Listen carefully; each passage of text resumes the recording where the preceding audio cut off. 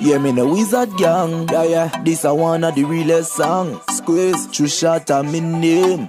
Squeeze again, whiskey record. So, I just got this part out. The ABS control module.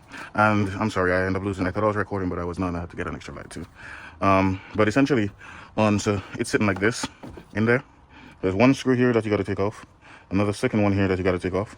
And then there's this bracket, which sits like this. So you got to take this screw off here from the bracket. And then there's another screw right down here. It screws right here for the bracket to take the whole bracket off. If you don't take this bracket off, then this is not going to come off. It's kind of in the way. And yeah, the brake fluid line for the reservoir. So this line here runs to the reservoir. Got a thing, and I clipped it so that it's not leaking fluid everywhere because I did not empty this out. That's another option that you can do, but I guess I took a shortcut. And of course, this high pressure line right here coming from the pump and the master cylinder setup. So yeah, the high pressure line coming here, it goes into this. Of course, this connector here, to take this off, you gotta, this white tab will be on the top. You lift it up and just pull from this. So this white part will be sitting like this. Lift up this white part and just tug it out. Yeah, and you got these connectors here. You got to take out the connectors for the actual pump itself. So next, all we got to do is take out these brackets on here so we can switch them over to there. And I'm making a mess. So this is what I can do. I don't have a workstation now, so I got to improvise as I go along. So yeah, let me take this bracket off. It looks like a 10 mil. Where is it? No, it's not. It's wait, it is. All right, it's doing the work. So the plug things. Go for that one. Go this one. And that one. No.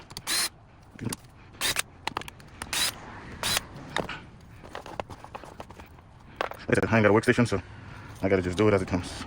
So let me not take this off yet, so I can have a visual idea of how this goes on the other one. And oh, like this. Okay. So we're just gonna hop on over here. Like that. Voila.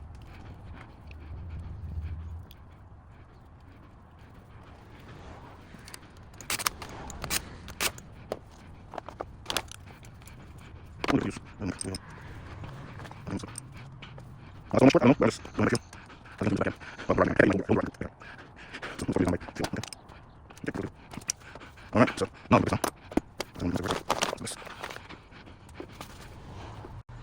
These are kind of very, very annoying.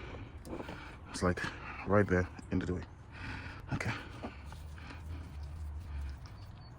And of course I already did my side-by-side comparison, and like I said, everything looks like it lines up perfectly fine. And let's get this in.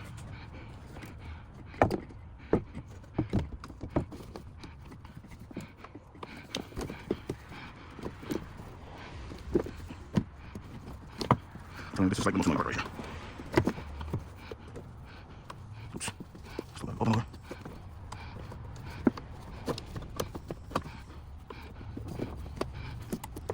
And what's the price on this?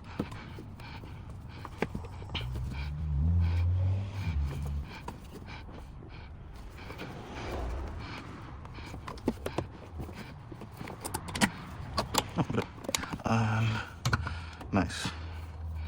All right, I think first thing I'm gonna do is put the nuts back down here because those were kind of tricky to get to.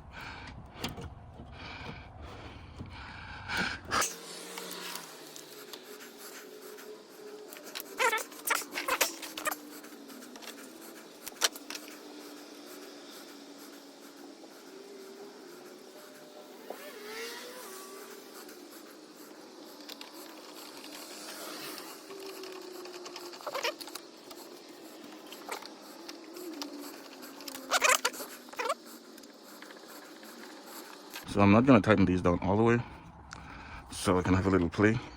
If I gotta move them, make some adjustment, fine tune, you know, to get the screws in place. All right, so first thing I'm gonna get here is this one. Let me wipe the tip off.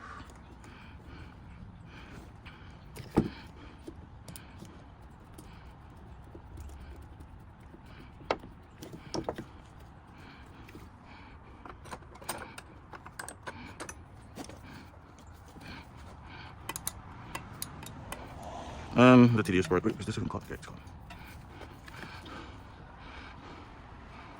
try to tighten it as much as I can with my hand so I don't strip them. Because the first time I ever did some job on this, on the ABS control module, I actually stripped the nut, and I did not know how to do any flaring or anything like that. I did not even have a flare nut wrench. So I'll finish tightening this down with the flare nut wrench. You know, yeah, I'll finish tightening down afterward. So first thing first, I'm starting to do the hardest one first, and then make my way up, put this back. Alright, so where should I start? Oh, obviously I'm gonna start in the back row. You know, I'll just start how I took it off. Start on this end.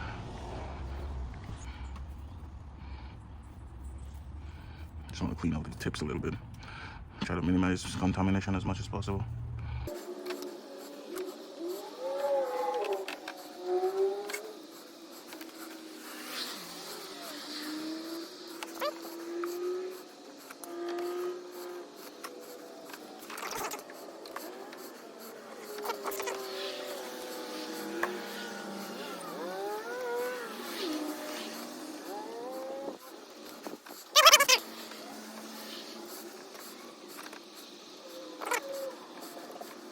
Yeah, so that's my midship light here.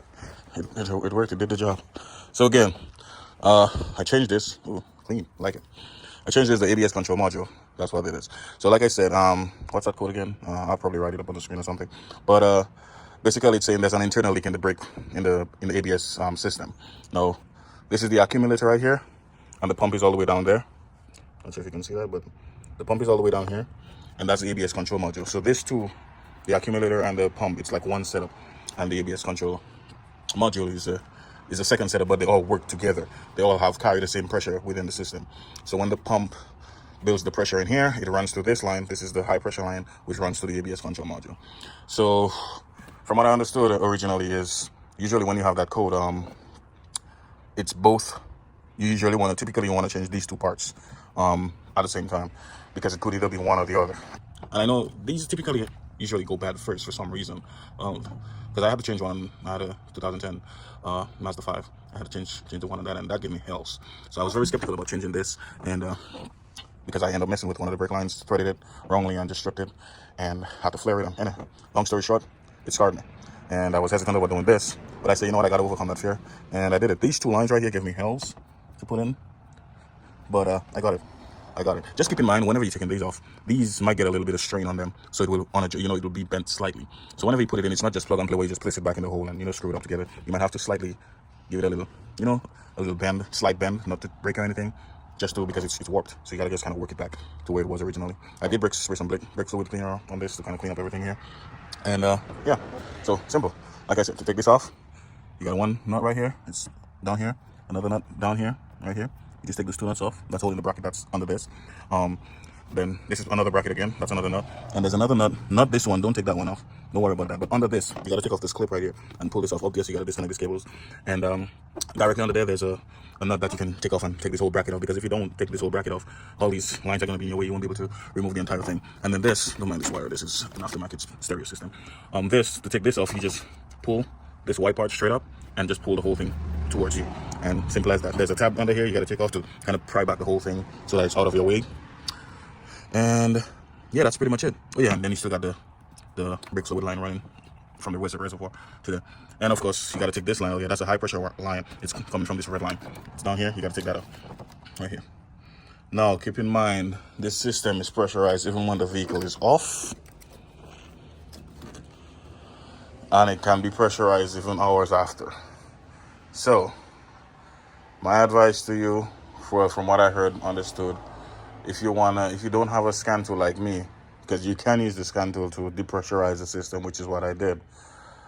But if you don't have a scan tool, you want to leave this park at least a full day, 24 hours, so that it will, and make sure you disconnect the batteries too, so that it will depressurize the system over time.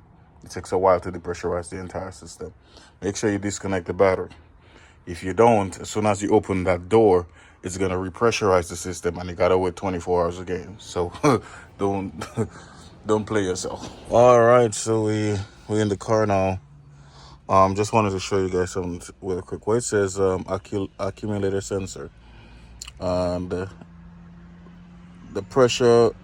This is the pressure right here, 3.54, Now, how it works is every time it goes down to 3.15, which is by me pressing the brake, it goes down. I'm still pressing the brake. It goes down to 3.15. That's when the ABS pump kicks in, and it will repressurize the system, because this is a hybrid, by the way, if I didn't mention that before. So it repressurizes the system, and it keeps that pressure as long as, well, I'm not pressing the brakes, but it's still, slowly depressurized. So from what I understand is, because I was looking at this thing, so from what I understand is, because this is a hybrid and the engine shuts off and all of that, how it works is when the engine shuts off, the hybrid system has to maintain pressure in the brake boosters and stuff like that, and the ABS control module. So this is just like the reading for what it's supposed to be at. Yeah, I could either change the accumulator pump or the ABS control module. It could be one of the two that could have been the problem, but I just took a good guess. I wouldn't say it's an educated guess. Trust me, it was not. But I just tried it out because those parts are expensive. Like literally, like I looked up the price, like brand new. It would be like $2,000 to $3,000 for, the pump and the ABS control module, and I ain't got that kind of money. You feel me? So yeah, I haven't bled the system yet.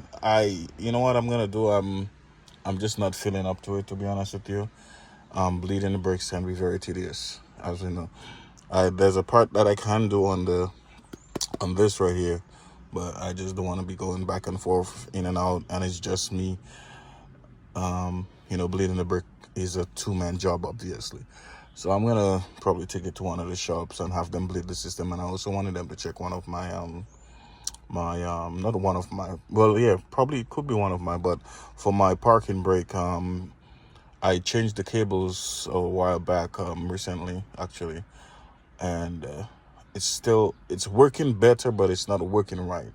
And I kept adjusting it, and either I over adjust or I under adjust. So I want to get all that like properly done. So I'll take it to the shop for those two things.